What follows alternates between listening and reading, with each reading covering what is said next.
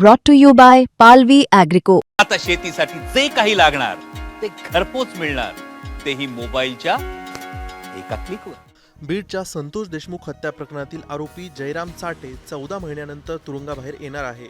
जयराम चाटे हा संतोष देशमुख हत्या प्रकरणातील आरोपी असून तब्बल 14 महिन्यानंतर तो तुरुंगाबाहेर येणार आहे। मात्र ही सुटका तात्पुरती असून भावाच्या निधनानंतर होणाऱ्या 12व्याच्या विधीस उपस्थित राहण्यासाठी न्यायालयानं त्याला मर्यादित वेळेसाठी परवानगी दिली आहे। जयराम चाटेच्या भावाचं 2 मार्च रोजी निधन झालं होतं। त्यानंतर धार्मिक विधीसाठी त्याच्या वकिलांनी न्यायालयात अर्ज दाखल केला होता।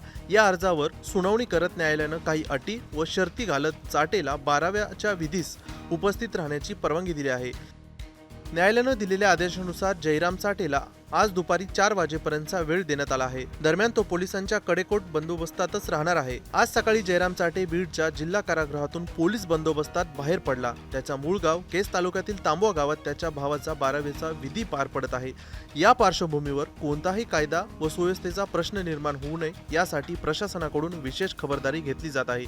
गावात पोलीस बंदोबस्त वाढवण्यात आला असून परिस्थितीवर पोलिसांचं लक्ष आहे। ब्युरो रिपोर्ट, मुंबई तक।